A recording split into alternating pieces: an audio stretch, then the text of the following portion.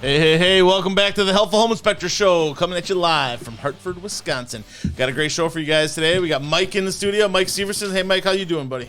Doing good. Awesome, Yourself? man. I'm doing good. Mike is one of our inspectors here at HSH, and he's been with me for 5-6 years now, 7 years? It's been a while. 2016? So, yeah. Wow. Mike's been doing a lot of things outside of home inspection as well. He's also just received his general contractor license in the state of Wisconsin. He flips houses on the side. He has a VRBO down by the zoo. If you're ever looking for a little escape down by the zoo, check out his VRBO down there. It's got a sauna and all that kind of fun stuff. It does. Yeah, Tammy and I got to go down there and check that out. Yeah, he's got a lot going on. Plus, he's got 2 little girls at home. That keeps me busy. Yeah. How's the newest one doing? She's doing good. Yeah? She was a little bit of a crier in the beginning. Settling down now? She is. Yeah, a lot more smiling and a little bit happier. There you go. So. Excellent. And they live down in West Dallas, right by a great big park over there. So, yeah, nice place. Now, as far as the show today, if you have any questions about your home, if you have any comments, anything like that, drop it in the comments down below. Send us a note. We'd be happy to answer any questions you may have to help you better maintain and take care of your home, make it a little bit more comfortable, a little bit easier to take care of. Lots and lots of good suggestions in these brains. Let's use them. All right. Now, as far as the show last week, we did have a winner of the drone. Peter. Peter won the drone, so we're going to send Peter out the drone. Congratulations, Peter. Thing that he said was my favorite type of siding was vinyl siding. And it is true. Vinyl siding is my favorite type of siding. By far, it's the cheapest. Probably. Well, maybe not the absolute cheapest. Pretty close. Like you could put Tyvek on and call it siding, right? I don't know if I would, but you could. But vinyl siding, cheap. It lasts a really long time. If you get a damaged section, you can actually lift up the siding and take out the damaged piece and put a brand new one right in there with relative ease. That little red, super easy. Yeah, just that little red tool. As far as vinyl siding, it's adjustable. It wears the new stuff especially wears well in the UV sun. It doesn't fade like the old stuff used to. They got a nice bigger, thicker board on it and stuff. Got a piece right there. And it's got a nice big thick board profile, which makes it look a lot better on the houses and stuff like that. So still being put on a lot of brand new houses and stuff, and it looks great. Yeah. And they even have some that has some like coloration in it built into it and stuff as well. And there's some also that has insulation built into the back too. So not only have your wall insulation, but then you have the insulation on the siding, so it adds another layer. Yeah, and vinyl siding, guess what? Paintable. You can paint it, and you'll get about a 10-year lifespan out of it on a paint job before you have to look at scraping and painting it and stuff like that. Depending on who painted it.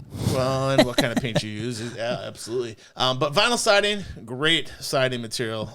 Lasts for a long time. I mean, and there's a lot of other nice siding materials like LP Smart Side and fiber cement board and metal siding and all these. But all those other ones, they come with a lot more issues. You know, I mean, I had a fiber cement board house from 2005 earlier this week. Probably looking at a full siding replacement because it had all kinds of cracked corners, cracks, broken sections, paint peeling off and stuff, and it's super expensive to replace. You know, and LP Smart Side, it's still a wood product. It's still going to rock, deteriorate, and stuff. Require maintenance.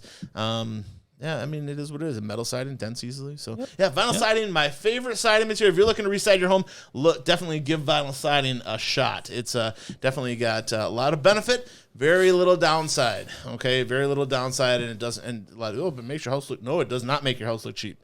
It makes it easier to maintain, easier to take care of, doesn't require as much maintenance. You can spend more time enjoying your home instead of taking care of your home, which is a theme that I like to maintain throughout this. Because I mean. Do I know how to do a lot of things around my house? Absolutely. Do I want to spend every Saturday doing it? No. Absolutely not. Absolutely not. Yeah, from vinyl siding, the maintenance, like you said, that's the big one for me. Yeah. You know, wood siding looks great, but you got to repaint it, and keep up the maintenance and the woodpecker holes and everything. And just a paint job for let's say a 2,000 square foot home could be as much as putting on vinyl siding on the entire thing, and then you never have to do anything with it. And then you have to keep up on it every 3 to 8 years, depending on who did it. And, I mean, you're it's not just purchase of the wood and putting it on the home, but then you're looking at a $15,000 to $20,000 paint job every 5 to 8 years, depending on quality and paint and all that kind of stuff. But Yeah, lots of stuff there. Thanks again for Andy for joining us last week. If you haven't checked out the show from last week, talking with Andy Builder about a lot of different things or whatever, but Andy was a great resource to bring in. We had a good conversation about things and really had a good time, but that is on YouTube. You can go ahead and watch that whenever you want. We do also have a podcast of that anywhere you get your podcast, Google Podcasts, where are the other ones? Spotify, iHeartRadio, all that kind of stuff. Yeah, we can get just about anywhere. The defect of the week we're going to get into next, and the defect of the week is something that I didn't make a short video about, but it is something that we come across almost every day. Mm-hmm. Almost every day, almost every house. These guys. GFCI outlets. Got the two little buttons on them. You've probably seen them in your bathroom. The old ones had a red and black button on them, right? And they should be anywhere that you have a water source and electricity being used in proximity to each other, okay?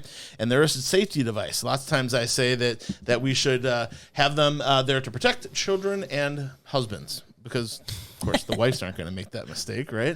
Okay. Yeah. What is a GFCI? A GFCI, folks, is there to protect you in the event of a electrical grounding issue. So electrical grounding issue could be as simple as a curling iron falling into the sink, right? Okay, mom gets a brand new curling iron. It gets bumped into the sink when the little kid's going to grab their toothbrush in the morning. What's their initial reaction? I don't want to get in trouble and have a wreck mom's new curling iron. So they're going to reach into that sink full of water, and they're going to try to grab that electric curling iron, okay? Mm-hmm. If there's no GFCI protection there, guess what? Your little munchkin's getting electrocuted because they didn't want to get in trouble. Bad idea, okay? Yeah. And even though I'm older and smart, my reaction would be, if I'm dumping my wife's new blow dryer into the sink when I'm shaving or something like that, is to reach in and grab it. It's just a natural reaction. And the GFCI is going to be there because as soon as that device hits the water or could produce an electrical grounding issue, it's going to trip off and protect whoever is there and going to reach into that electrified water. So definitely a great safety device. It should be present, again, anywhere using water and electricity together. The general rule of thumb is 6 feet. 6 feet. Most appliances have a 6 foot cord on them, so that's why they came up with the 6 foot rule. Yeah. And a lot of people, I mean, I talk to people all the time, and they're like, GFIs, they don't really like them because they trip all the time. Wife is tripping it with their curling iron, or it's in the garage and they plug too many things in and then it trips. They're very, very sensitive. It's like 4 to 5 milliamps. That's all it takes to trip those things off. So, but I mean, what, $15? $15 to $20, yeah. Super. Depending on the color and what you want, and there's higher quality ones and stuff. But what you're looking at is protecting your family, okay? And the most important places that you want to have these, okay, kitchens and bathrooms, okay? Kitchens and bathrooms are the most important. If you're only going to do a couple, kitchens and bathrooms are where you want to protect. And it doesn't mean that you need one on every outlet, okay? When you go into a kitchen countertop situation, there could be 6 kitchen countertop outlets all in series with each other, okay? If you find the one that's closest to the electrical box, okay, you can replace that one and probably protect all the rest of them downstream. Yeah. Okay, that when they are linked together, all you need is one of them in that stream, but it will only protect downstream. It won't protect upstream. So if you have at least that's my understanding of it. I'm not an electrician, but you might only have to put one in that situation in order to protect everybody in that area. But kitchens, bathrooms, most important. They all should be all the outlets on the outside of your house should be GFCI protected. And I would always suggest point of use instead of having them in the electrical panel. Yeah. Back in the day, they had them in the electrical panel. It's a pain in the rear end when you got to run inside all the way downstairs to the basement and turn it back on. Yep, it's a pain in the butt. And there is a time gap there. The further it is away from where the shock is happening to react and turn off, there's a time reaction there. And all it takes is 1 milliamp of electricity across your heart to give you a heart attack. So. And on the back of a GFI, the way it's set up is the line side it's labeled, so that way when you hook up the power, that's where the power actually comes in, and then you can hook up the load side to it. It's actually labeled like this one here. It says it right on the yellow tag, and that's how you'd wire them downstream and stuff. But always hire a professional if you don't feel you can do it right and do it safely. Yeah. So yeah, absolutely. Now, moving on. So our defect of the week, GFCI outlets. Check them in your home, people. Test them. You don't have to test them once a month like the manufacturer would suggest. We talk about a 6-month maintenance cycle a lot, okay, in our home inspections. And if you do check it in the fall and you check it in the spring, usually Halloween and Easter, okay, both times where you may be taking a day off of work or whatever, you'll be good. If you just check them once every 6 months, you'll be good. All you got to do is push the test button, push the reset button. You could get a device, a tester like we have. They're not very expensive, maybe $5. And it would make it so that you're ensured that GFCI outlet is working properly. The GFCI outlets can go bad, okay? I have one that went bad up in our kitchen just the other day, and we're going to actually film that and have that as an outlet replacement video, so you can know how to replace an outlet in your home safely. Definitely something to check and test and make sure you have in the locations where you need protection. Now, as far as the next thing we're going to get into, we're going to give you that one tip that helps you save a buck today. Save a buck. And Mike and I are both big on this one. Focus on Energy. So Focus on Energy is a place where you can go. You can get free light bulbs. You can get free power strips. You can get discounts on thermostats. You can get discounts on water heaters and furnaces and rebates and all kinds of fun stuff. All for free. Well, I shouldn't say for free. You're paying for it already. Okay? You're paying for it already, but you're not taking advantage of it. Your electric bill pays for these programs to exist. Okay, some of it comes from We Energies. Others of it comes from the national federal government, right? Okay, from the EPA and all these other types of programs that the federal government has out there. But your taxes are paying for that already, okay? And as far as your taxes paying for that already, don't feel guilty about using it. I use it. I get every time I'm eligible to get new light bulbs, guess who gets new LED light bulbs? This cat, okay? They also have some water managing devices and other things like that you can get at Focus Energy. So go to focusonenergy.com and get some free light bulbs and stuff, people. Yeah. And rebates and other things. Yeah, like you mentioned before, they have the for like new furnaces, new water heaters, they have rebates on that, and then they also have for insulating your home, which is one of the easiest ways to save money, or biggest bang for your buck as far as return goes. They have contractors on their website that you can call and get that rolling too. There you go. And that work directly with Focus on Energy. So and lots of times when you look at working with a plumber and getting a rebate for your water heater, you have to put in the water heater, then submit for the rebate and all that kind of stuff after the fact, but you've already had to pay the money and then you get the money back in your taxes. Focus on Energy, no rebate form that you have to wait on to get money in your taxes. It's a discount automatically as soon as you get the water heater. So lots of different options out there as far as Focus on Energy goes. There's the website is, when you get to it, it looks real simple, but there is some depth there. There's a lot of different stuff that you can get into. But go to Focus on Energy, check it out, save some money, get some free stuff, and send us a note on what you got, and how long it took. Now, we actually, on the Helpful Home Inspector YouTube channel, we actually have a video about Focus on Energy and some of the things that they do offer and stuff like that. So go to check out the Helpful Home Inspector videos on YouTube and look up free stuff. I think that's the title of the video. Get free stuff. So that is our tip of the week. Go check out Focus on Energy. The next thing we're going to have is a little question from Mike, and that is, we always do a co-host question, okay? Mike, what is the most common defect that you find at home besides GFCIs? I'm going to have to say a plastic dryer vent or plastic foil thing. Foil venting material that's not supposed to be there. Yeah. So these crinkle up. Yeah, they come in a little box like this, and they say fire resistant, okay? Yeah. Fire resistant is not fire retardant, okay? We want something that is fire retardant, something that's going to put out the fire, stop the fire completely, not resist fire for a little bit before it expands through it and goes in and burns down your house. People still put them in. They're still legal. They shouldn't be. We shouldn't be selling them. We shouldn't be putting them in homes. Yep. Usually they're the cheapest one on the shelf and the one everybody buys. Yeah. I know they're easy to work with, but there's also metal flexible pipe. This is the one you really want. This one or the metal hard pipe, because when you push into this one, it's really strong when it's totally pushed together like this, but when you get it apart, you can actually bend it. That's what you're looking for. These ones, when you push into them, they just bounce back. because it's made out of that plastic. So it's a really crappy dryer vent. And if you go to try to clean, you're going to pierce through it, right? You're going to cut. They get really brittle over time with the heat. Yep, they get brittle. And people think the aluminum foil is it's got aluminum foil, can't get out. No, the aluminum is flammable, people. It's just about what temperature it becomes flammable. At that point, it takes over and exacerbates any fire that may be in your home.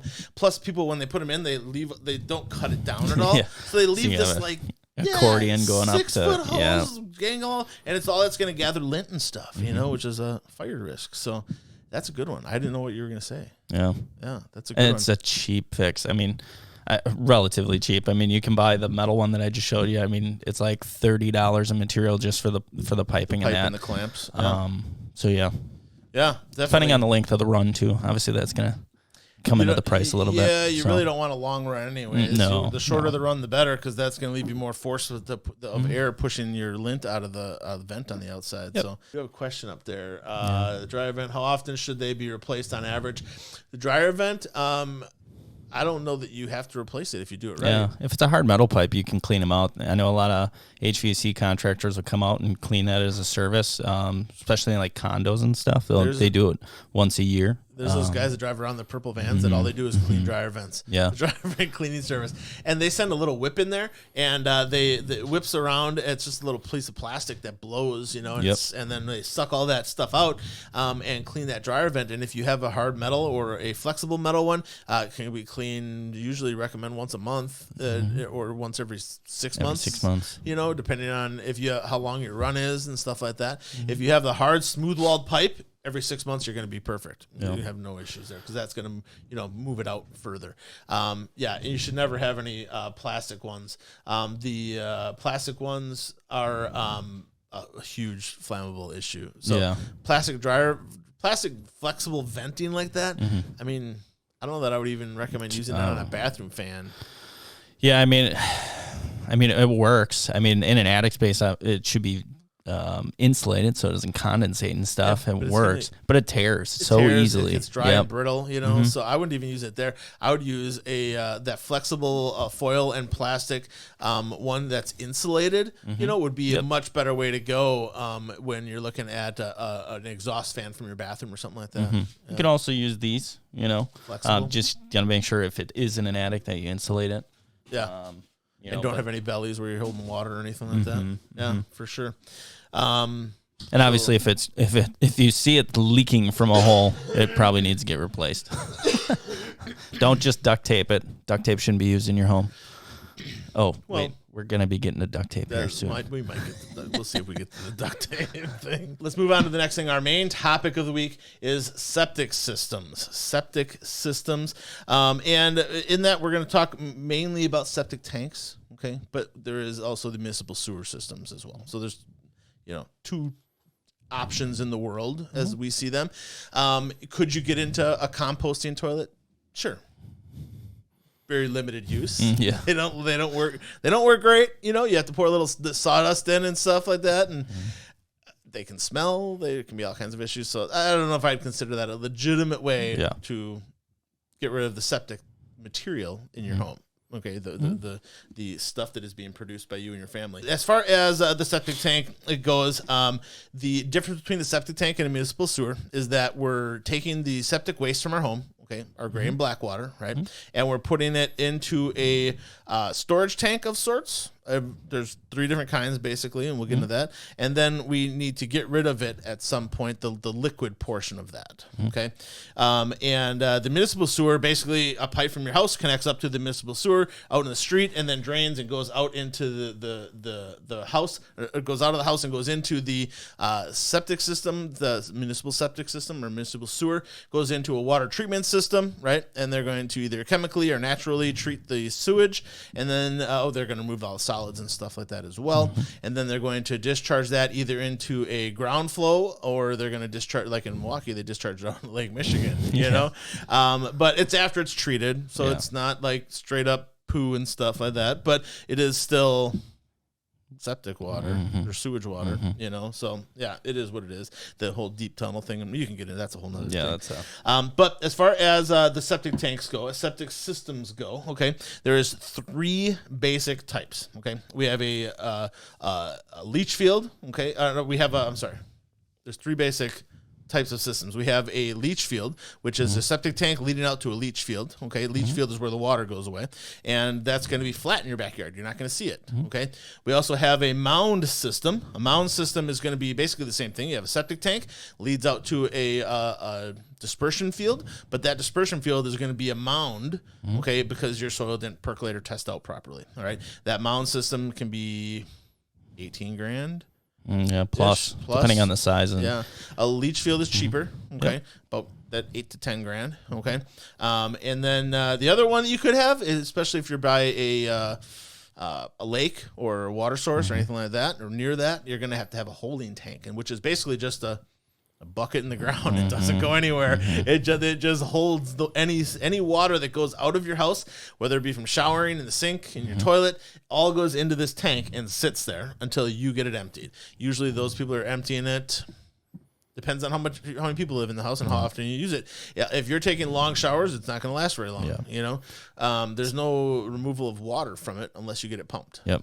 So it's the same thing you'd have in an RV. You know, that has one. It's literally a tank. Yep, just a tank. And usually if you had, let's say, if you had 2 to 3 people living in the home, you'd have to get it emptied probably reasonably every 2 months. Have you met my wife? Well, she takes hour-long showers. Yeah, you'd be hope she's not listening. I hope she's not listening. She has 2 little girls at home to take care of. She's not listening. She might watch the after show. But yeah, if you take really long showers, that's going to, every gallon of water goes in there, and these are usually 500-gallon tanks. Is your normal size holding tank. Can you get them larger? Yes. If you get them larger than 500 gallons, you may need to have special trucks coming to do your dumping or emptying, because your average little dumper honey wagon is going to only hold that, 600 to 700 gallons. Yeah. The reason that we have the 3 different types is because of sometimes DNR restrictions or environmental restrictions, but usually the difference between a leach bed and a mound system is your soil type. Okay. So with a leach field, it means your soil perks out properly, means that the water, what they do is they dig a hole, they let it get filled with water, and does the water seep through the soil and go away quickly, or does it not?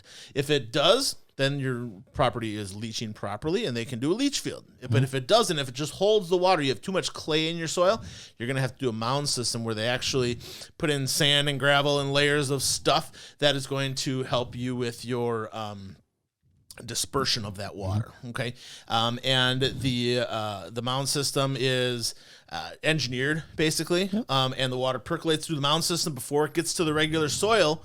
Okay, so it's partially treated, and then it goes through the regular soil. Now, as that goes down through the soil, it all gets cleaned and stuff. We'll have some images of that a little bit later, but that's the basics of septic systems and the 3 different types that we have.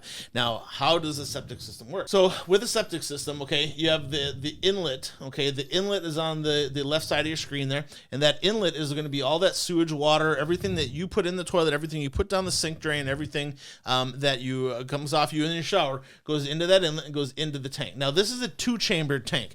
Not all septic tanks are 2-chambered. 2 chambers is better. Gets rid of the sludge better, but it comes into that inlet, goes down into that through the pipe there, and the pipe has a stack on it that's going to allow air to get in so the water can move and stuff. Now, once that water goes in there, the water has scum, sludge, and wastewater all in it at the same time.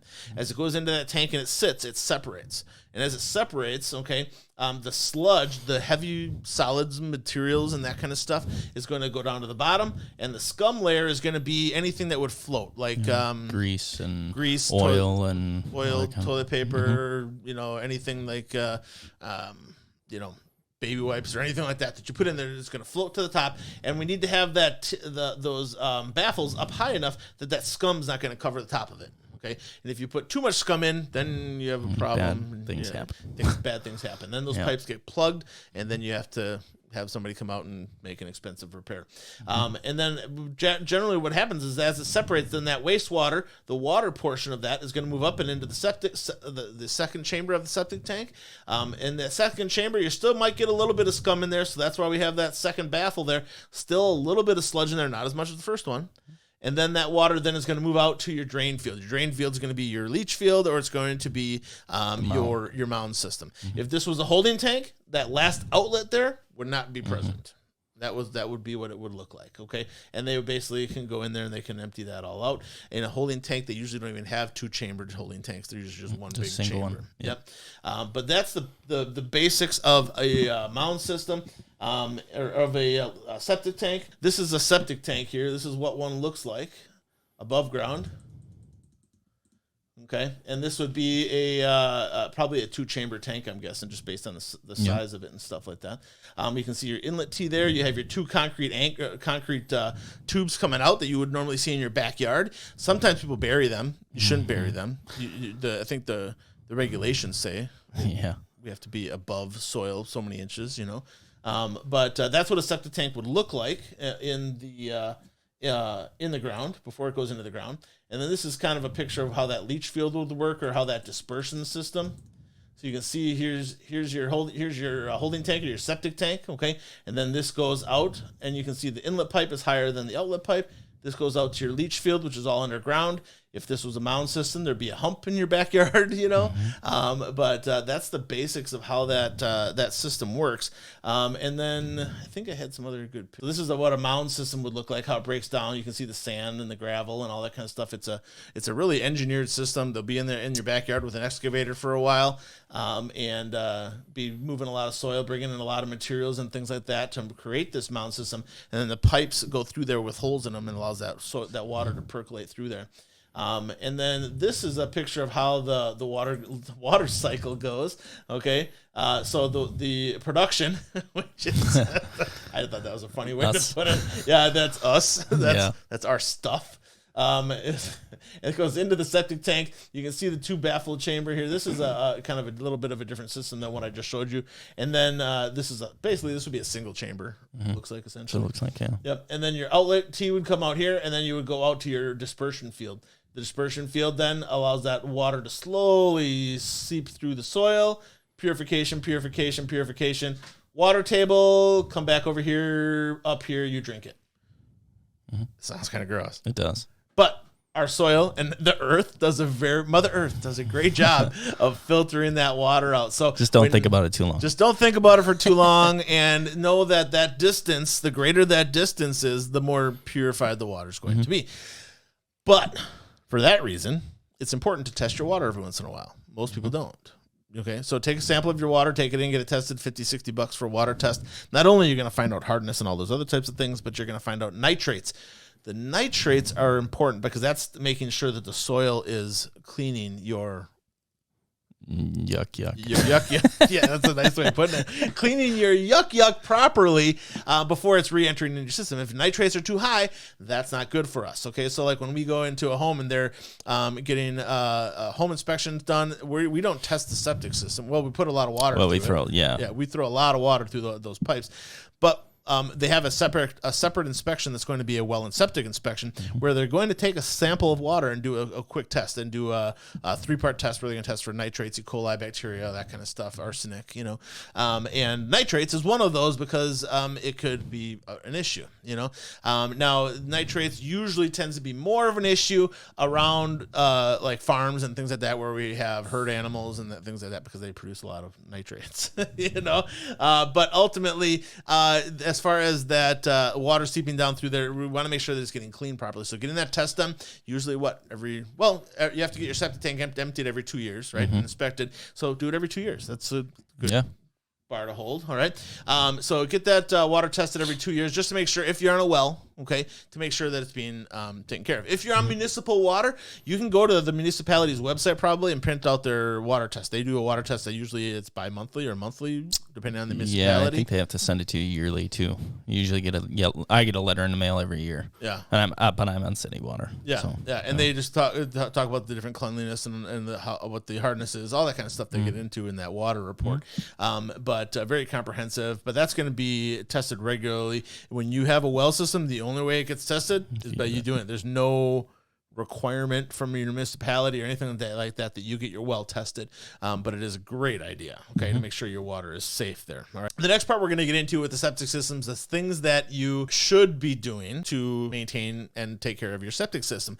A septic system is very expensive. They're expensive to fix, clean, replace, all that kind of stuff, and they don't last forever. People think it's in the ground, it should last forever. No, it doesn't. It doesn't last forever. It can last for a very, very long time if you take good care of it and are conscientious about what you put down into your septic tank. But it is something that does require a little bit of forethought and learning on the part of your family to know what's appropriate to go down the drain and what's not appropriate to go down the drain. So the things that you should do, okay, is watch for leaks. If you have a leaking faucet, a leaking toilet, anything like that, you're probably putting 700 gallons of water down there annually that you're not even aware of, okay, that you're not intending to put down there. So make sure you don't have any leaking toilets, faucets, that kind of stuff, all right? The septic system is intended to use so much water, and if you put too much water down there, then it becomes an issue. Yeah. Gets overloaded and it can't permeate through the soil like it's supposed to be. Exactly. Or you see in the movies somebody gets a soggy backyard because the poop is overflowing. I was in one of those. Yeah, that's never fun. Enzymes and positive bacteria. So in a septic tank, eventually what's going to happen if you go from a dry septic tank to a now being used septic tank, it's going to build up its own bacteria in there that's going to help with the breakdown of wastes and things like that. There are some good enzymes and bacteria that you can use, okay, to help that process, but you don't want to do too much of it. If you do too much of it, now you're going to start creating yeast and other types of things that are going to cause a problem. So you want to use the right kind. What I would do is consult with your septic professional that comes out to your home to maintain and take care of your septic system and ask them what they would recommend, okay? Don't just buy what you see on TV, okay? Yeah. Commercials are intended to make money. They're not intended necessarily to help you. Sometimes they do, but not normally. It's normally all about making money, right? Yep. So talk to your septic professional. They're going to know your system. They're going to know what's appropriate for your system, and they'll give you some good solutions on how to better maintain and take care of that system, all right? You want to compost any waste that you would normally put down the drain. So if you would normally at the end of the day, you scrape your plates with the leftover celery, beans, carrots, steak, whatever, don't throw away any steak.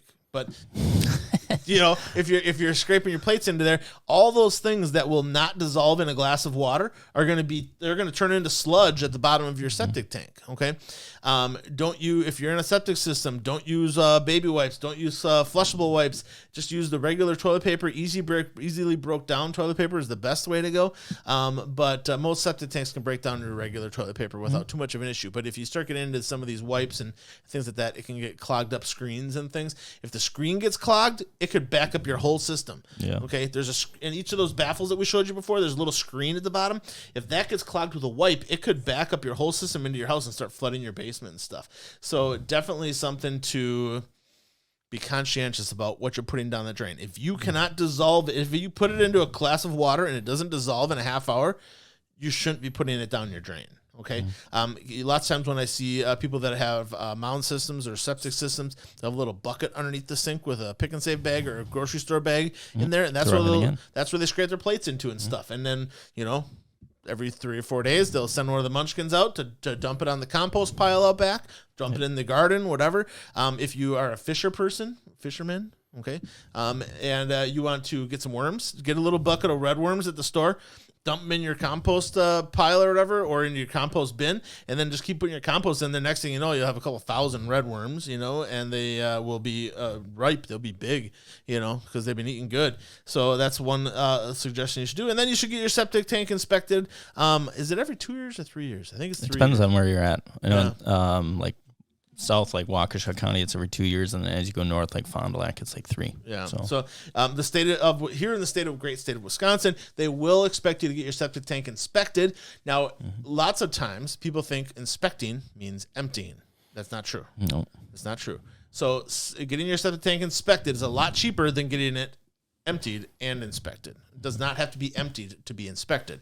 What emptying does is going to it's going to take out all that sludge. It's going to take out all the solid waste and all that kind of stuff. It's going to clean it out completely so that it's got nothing but water in it. Okay. As long as your septic system is working properly, showing no signs of leaking and stuff, that inspection takes a lot less time and it's a lot cheaper. I mean, emptying your septic tank these days, probably $600 to $800 to get it emptied and inspected. Just getting it inspected, about $200 to $300, so about half the price. Our septic tank up north, we've had to have it inspected every 3 years. We have it inspected. Yeah, and we get a note in the mail from municipality. Yeah, we get a little card from the municipality, and we've had ours inspected probably 3 or 4 times, and we've only had to have it emptied once, and that was because I wanted it emptied because we hadn't had it emptied in like 12 years. Sure. So definitely something to consider when you're looking at your septic tank, but definitely want to get that inspected every 3 years. All right. Now, the next thing we're going to get into is things not to do. Real quick. And I mean, if you want to get it pumped out every year, you could if you want to. It's not going to hurt anything. But like you said, you went 12 years because it didn't need to be emptied. So, yeah. I mean, the only thing that I think it might hurt would be that the bacteria that takes time to build up. The next thing is things not to do. So one of the biggest things that I always tell people not to do, where your leach field is, where your mound system is not a place to plant trees, bushes, shrubs. It's not a place to put a post in for a volleyball net or anything like that. If you damage your leach field, you punch a hole through one of those pipes or anything like that while you're digging or putting an auger through, or you drive over it with a car or something, you crush one of those pipes, you're looking at thousands of dollars to repair this thing. Okay, if not more than that. Like it could be 10. You might have to cause full replacement, depending on what you do. If you go to start digging with an excavator to put a pool over the top of the thing, oh my gosh, I could only. Well, like that distribution box where it goes, distributes into the leach field. If you go through that, that's not good. Then all those pipes are going to be broken and stuff. Absolutely. So no trees, no shrubs, no pools. Don't drive over it. If you're on a septic system, you should not have a garbage disposal. Take it out of your house. You should not use it. If you are using the garbage disposal, that means you're grinding up solid waste that's going to go into your septic tank. It's going to sit there. Okay. Get rid of the garbage disposal and buy a sink screen. It's a little screen you can put at the bottom of your sink or whatever. We have them on our sinks up north, and it catches any food from rinsing off dishes and stuff. Then you grab the screen, you dump it into the compost bucket, you put the screen back in, bada boom, bada bing. Yep. No solid waste going out to your septic system. And you can peel carrots and potatoes and stuff in your sink. Just make sure the drain stopper's in, and then throw it in the garbage or your compost bin. Yep. You should never use a garbage disposal if you're on a septic system. No baby wipes, no flushable wipes. And then the next thing is spreading out your water usage. So in all of the areas when we're talking about water usage, laundry is something that people do a lot of. Okay. And if you do all of your laundry in one day, you're putting a lot of water down there besides your normal showering and brushing your teeth and all that kind of stuff. Okay. Also, when you're doing laundry, you're putting chemicals into the septic system, which can cause it to freak out a little bit. So spreading that laundry duties out a little bit throughout the week or whatever is a good idea. So spread that out. Avoid using any strong chemicals like bleaches or acids and things like that. It's going to deteriorate that bacteria, could cause yeast issues and stuff in your septic tank. Something definitely to avoid. Try using more natural cleaners like vinegar and baking soda and other types of natural cleaners that aren't going to severely deteriorate the bacteria, but also not cause other types of chemical issues in that septic, because all that stuff's going to sit there unless it's lighter than water. Well, I don't know. Some of it is the same buoyancy as water, but you still avoid using the chemicals if you're on those types of systems. The next thing I have is a list of things not to flush. The list of things not to flush. Now, the list of things not to flush is you don't want to flush baby wipes. You don't want to flush excess hair. You don't want to flush coffee grounds, food wrappers, disposable diapers, feminine products, kitty litter, paper towel, non-dissolving products, latex products, hazardous materials, paints, stains, curing products, paint thinners, oils, Folks, there's a big list of things you should not flush down your septic. Grease. Grease. Oh my gosh. Yeah. All of these things are things that will not dissolve in water. It's a good, if it's not going to dissolve in water, you should not put it down your septic system. It can cause damage to your septic system. It can cause it to get clogged and broken and have issues. So definitely, and even if it makes it through the septic system, gets out to your leach field, if it blocks up your leach field holes and the water can't percolate out of your leach field, then you're going to have issues and stuff as well. So definitely something to avoid. Okay, something to avoid. And then the question always comes up when we're talking about these systems: how long do they last? Okay, a leach field generally could last 50 plus years as long as you're being conscientious about what you're putting down that septic system. If you're not being conscientious about it, you're putting all kinds of solid waste and things down there, it's not going to last very long. You're talking maybe 15, 20 years at most. But otherwise, a leach field, when well done, has good percolation and stuff. It's just going through the soil naturally and whatnot, and it really can last a really, really long time as long as you're not misusing it.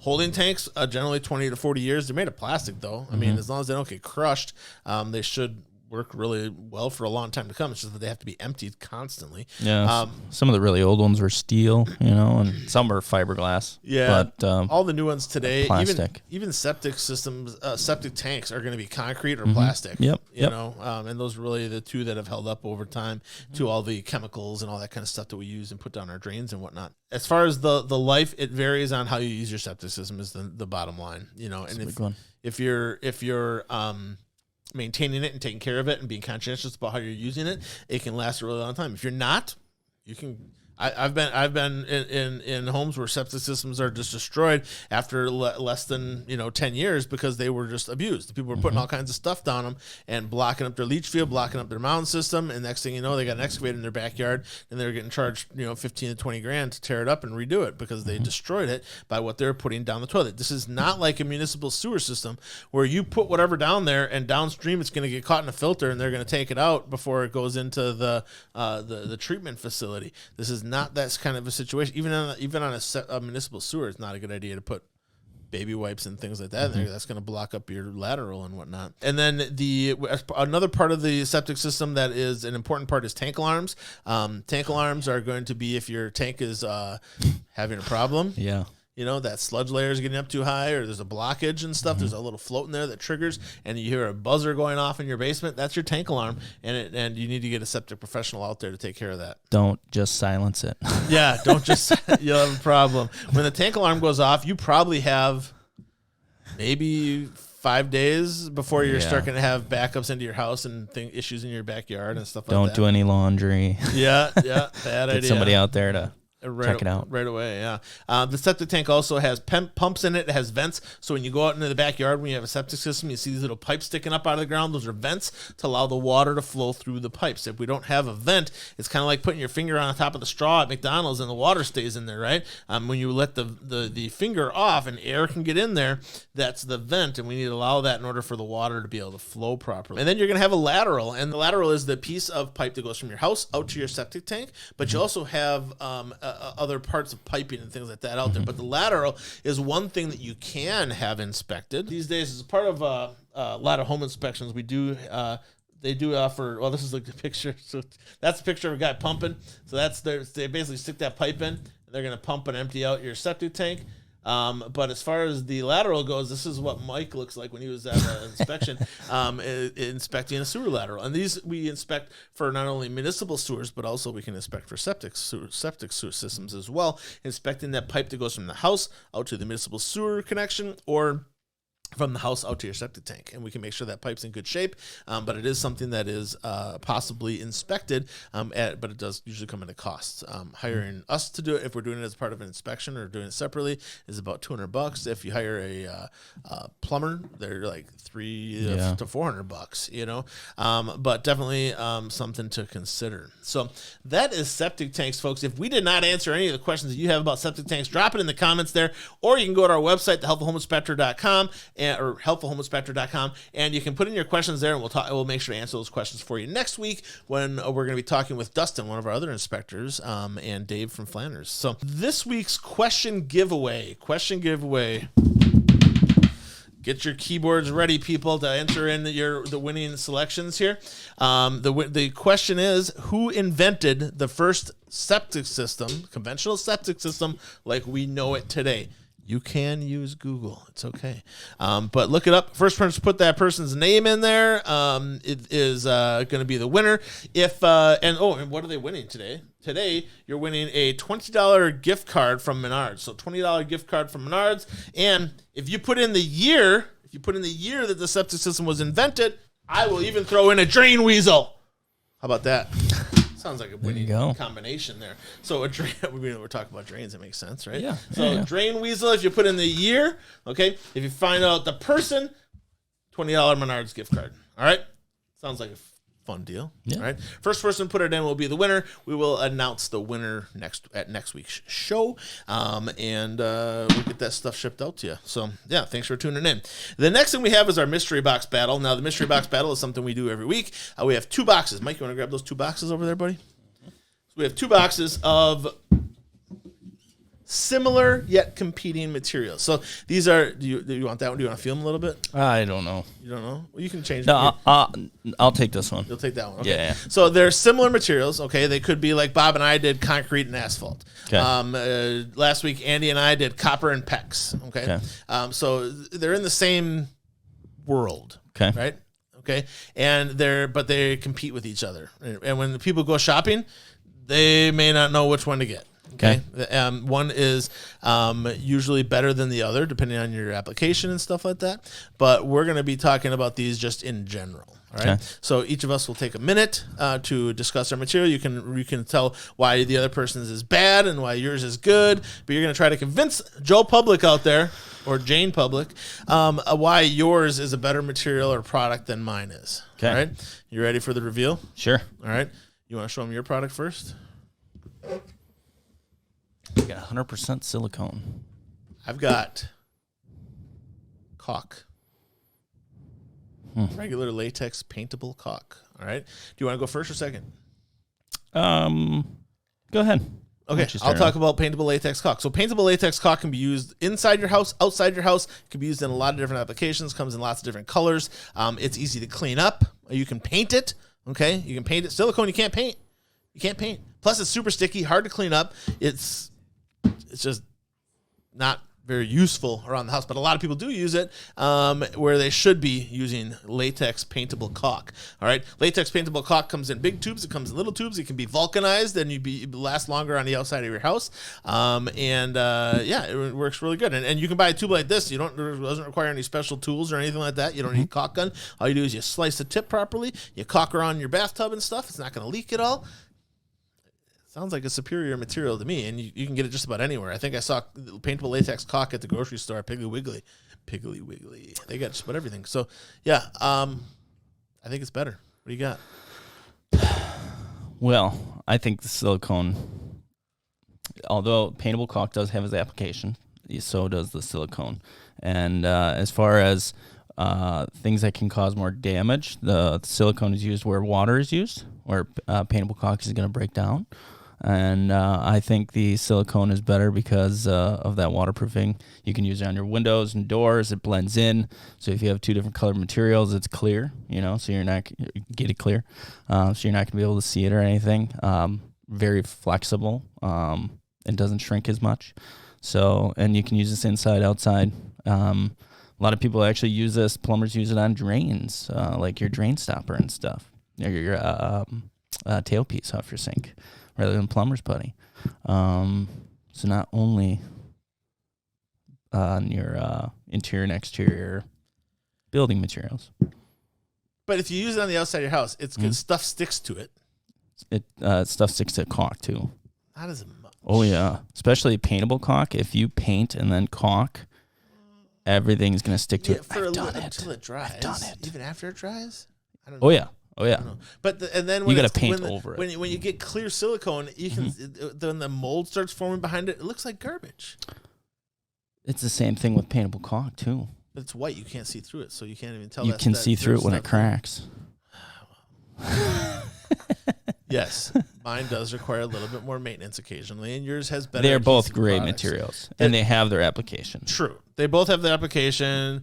we're not saying don't use caulk or don't use silicone, but use them appropriately. Use them where it makes sense. If you need something to stick someplace and be completely watertight, silicone might be a better choice. If you're trying to seal up cracks on the outside of your house and seams and stuff like that, caulk's probably a better choice because you can paint it. Silicone, the paint just rolls right off of it, and clear really is clear. I would never use anything clear because if you're going to see it, because you start to see what's behind it and stuff like that as well. Sure. So that's caulk versus sealant. All right. So if you think Mike won and sealant, the silicone is better, put in silicone. If you think Bob says cost, silicone isn't more expensive.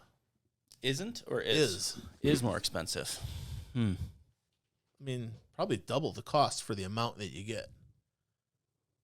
That's what I'm guessing. Can we pretend we didn't see that question? No, I'm not going to ignore Bob. Love you, Bob. But as far as the silicone versus caulk debate, put in, if you feel silicone one, if you feel caulk one, put caulk in. We've got to know who wins this battle. All right, so put that in the comments down below there, and I would really appreciate it. Now, the next thing that we're going to get into, so mystery box battle, done. Top 5 questions you should be asking a home inspector you're thinking about hiring. Okay. So when people call us up on the phone and they start asking questions, what's their first question that should actually probably be their last question? How much do you charge? Exactly. That is the least important part of the whole thing, people. Yeah. Okay. You get what you pay for sometimes. Remember that. Exactly. A good home inspector is worth their weight in gold, people. Okay. Because they're going to know what is going on at that house better than a less experienced home inspector that isn't going to do as good a job, even though that less experienced home inspector is charging less money for a reason. Because they can't get work at higher rates, okay? Because the guys that are doing it right, they can charge. I mean, I heard a guy that does a good job charging $1,500 for home inspection. I would never charge $1,500 for home inspection. I think that's a little overkill. But you know, if he's worth $1,500 and somebody's willing to pay him and they get that out of him, hey, then cool, you know. But paying a reasonable rate for a home inspector, and even on the little higher end of that, doesn't necessarily mean that they're great either, though. You know, I mean, there's some guys out there that are charging more than we charge. And I would never hire, you know? So there is questions that you should be asking to find out if your home inspector is a quality home inspector so that you get the best bang for your buck when it comes to getting a home inspection done, okay? And some of the questions that we are going to give you are simple and easy to answer questions. Some questions will be a little bit longer in answer and things like that, but all important questions, all right? Mike, what you have for one of the questions that you should ask a home inspector when you call them up on the phone to talk to them about getting hired? How long they've been inspecting and their experience, basically. Yeah. Talking about how long they've been inspecting and understanding where their experience comes from, you know, is important. If they've only been inspecting for a year, you can go up. You could even go online and look that up.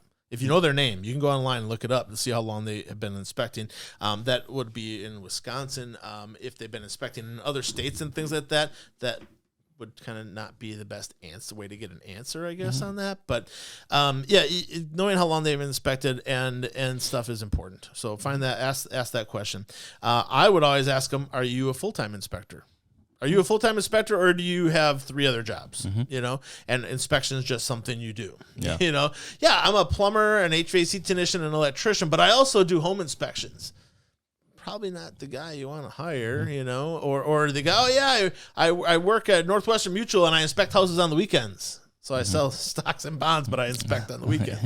I don't know. I mean, you really want somebody that is a full-time home inspector, and that's their primary source of income, you know. And if they can't make it as a full-time home inspector, then, you know, they may not be the best inspector for you. So ask them if they're a full-time home inspector. What do you got next, Mike? I got what's covered in your inspection. You know, what do you inspect and what don't you inspect? Kind of a loaded question. It is. It's tough for a home inspector to answer that. Okay. Well, what I'm actually getting to is, let's say you have in-ground pool that you want inspected. Well, that's probably a good question to ask your home inspector. Do you do pool inspections? Because I want that inspected, right? Yeah. Some inspectors do, some inspectors don't. And if you want it inspected, you got to know whether or not the home inspector is going to do it, or if you got to hire somebody else to come out and inspect the thing. True. You know? True. So. Yeah.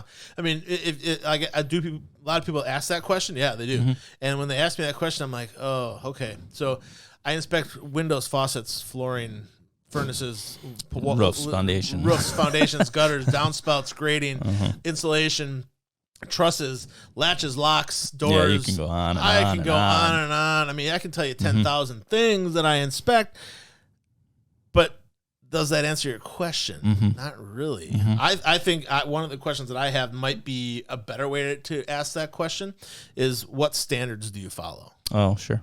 You know, I mean, there's got to be a standards of practice, an SOP, right? So as far as the standards of practice here in the state of Wisconsin, the state of Wisconsin lays them out as per our license. We have to follow these standards, but that's a minimum. That's a bare minimum, okay? Here at HSH, we exceed those standards, okay, in most areas, all right? And so, like, the state of Wisconsin does not require us to test appliances. Does HSH test appliances? Yes, in most cases. Right. If the family has their laundry still sitting in the washing machine, I don't run their washing machine. Okay. But if the washing machine's empty, yeah, I'm going to run it. I'm going to operate it. Make sure that it's working properly, especially if it's included in the transaction, you know? And when it comes to some things like, let's say the garbage disposal wiring underneath the sink is just wonky looking, you know, I may not operate the garbage disposal. But in most cases, I test and operate the garbage disposal. I usually let the garbage disposal run for a full 3 minutes with water flowing down it to make sure that it's not going to leak or have problems or back up or have any type of issues. So, I mean, I think that's a good way to go. And the standards of practice in the state of Wisconsin may be different from the state of Minnesota, or maybe different from Texas, you know. So every state has their own basic standards of practice that is associated with the license that they're providing that home inspector. Now, at HSH, we also belong to professional organizations that have their own standards of practice, which exceed, in most cases, the state of Wisconsin expectations, and they hold us to a higher standard. Okay, so here at HSH, we belong to WAHI, which is the Wisconsin Association of Home Inspectors. Great place to go. If you're looking to find out, go to home inspector, go to WAHI, check it out. Okay, but we also belong to ASHI, which is a national organization, okay, and that is another good resource to go to as well when it comes to trying to find a good home inspector. Okay, you can learn a little bit about the home inspector there. Usually they have a bio page, but you can also, see what standards of practice they're agreeing to follow by being a part of that professional organization. So that's a good way maybe to go about getting the answers that you're looking for as to what they inspect. The next one that I have is, can I attend the inspection? And I would encourage you highly to attend the inspection. It's a great thing. Is it a requirement? No. I had a client just the other day. They live in Florida. They've never been in the house physically. Yeah. Their realtor went through with an iPad or whatever, and they are buying this house because they're getting transferred back to Wisconsin because they're in the military, and they need a house. They need a place to live, you know. So they had me come in and inspect the home, and then I called them that evening to go through the findings and stuff like that, and answer their questions and stuff. So it was just a different situation, but most cases you want to try to attend the inspection. With HSH, we give you an hour and a half of our full undivided attention. That's what we want you to attend the inspection for, but we want to have that first couple of hours to focus on the home. You're spending more than you probably ever spent on anything in your life, and you want our full attention on it undistracted. So that's why we do it the way that we do it. But we definitely want you to attend. When we take you through that house, you're going to get our full undivided attention. We're going to talk to you about the home, answer any questions you might have, give you more information about that place than you're probably ever going to want to know. And the nice thing is I'm not constantly jumping back and forth between inspection and talking to you. And I mean, it's just... And along the way, we're also educating them of, hey, this is your expected life or your life expectancies of your equipment. And he's like, where are your shutoff valves and how to change your filters and how often. Yeah, this is what you got to do to maintain it and stuff like that. Yeah, I mean, we do a lot of education as well as we're going through the home. So you know what you have and how to maintain it and stuff. So, yeah. Do you have another one? Well, the last one, I guess the final one would, I guess, be the cost. That would be like one of the last questions you ask them, you know, just so you know how much, what you're expecting. Yeah. I'd have the cost should be the absolute last question, you know, and you should expect to pay $350 to $800, depending on what you're getting. Okay, Size of the home, and that kind of stuff all plays into it. Okay, but if you're getting radon testing and a sewer scope, those cost extra. Okay, but our average inspection cost is around $400 to $425 here at HSH.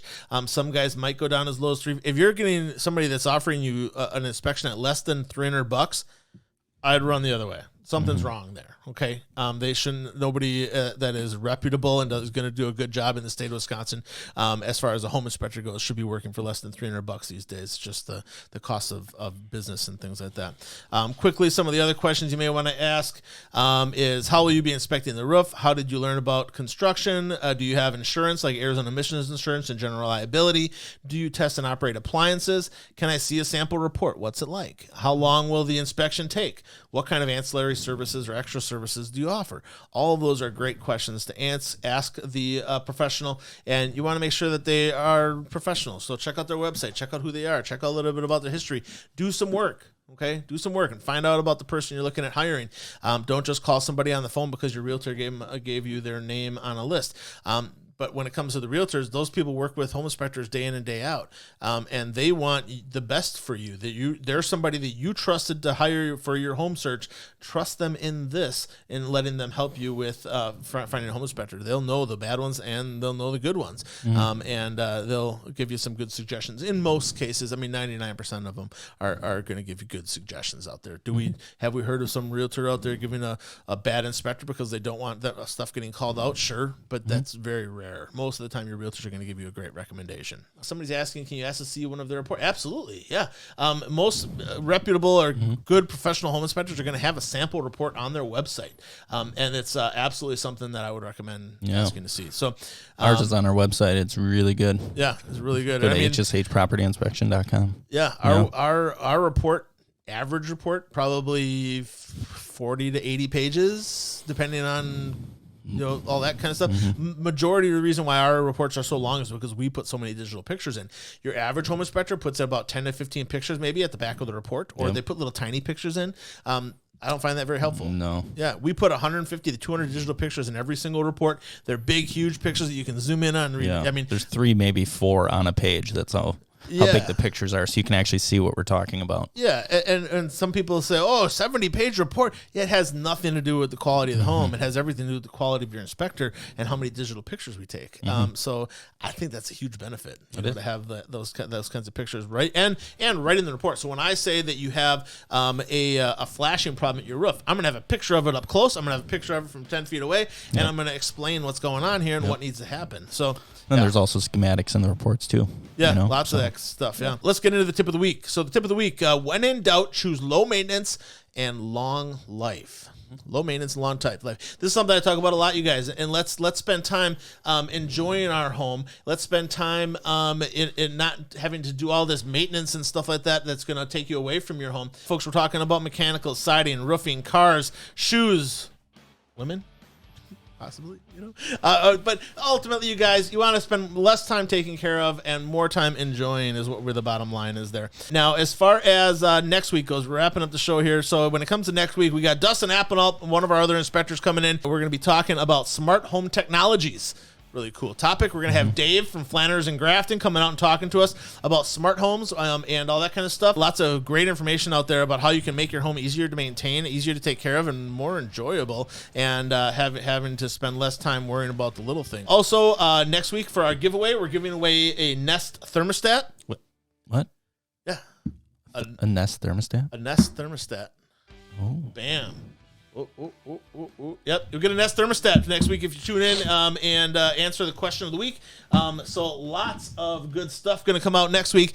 We're talking about NFC tags. We're talking about smart garage door openers. We're talking about a whole bunch of stuff that is kind of cool. I mean, if you're into tech, next week's going to be your show. So other topics, we're going to talk about poor ventilation in your attic and what can happen. We're going to ask the question, are sun tubes taking over skylights? I think they should, in my opinion. Yeah, but we're going to talk about it next week, you guys. And we hope to see you back here Saturday mornings, 9 to 10 a.m. We'd love to have you tune in and check us out. Mike, thanks for coming out today, buddy. I appreciate it. Thanks for having me. Yeah, you got a fun day hopefully planned for the rest of your weekend. Oh, yeah. There you go. All right. But you guys, remember, when it comes to your home, the better you maintain it, the better you take care of it, the better it's going to take care of you in the long run. All right. Have a great one. Check out some of our other videos on YouTube, but you also check us out on Facebook. The podcasts are going to be up on Monday. A replay of this show will be up on Monday as well. So if you want to view it there, you're more than welcome to. But yeah, thanks again for tuning in. I'm the Helpful Home Inspector, Matt Yake. Thanks for tuning in. Have a good one.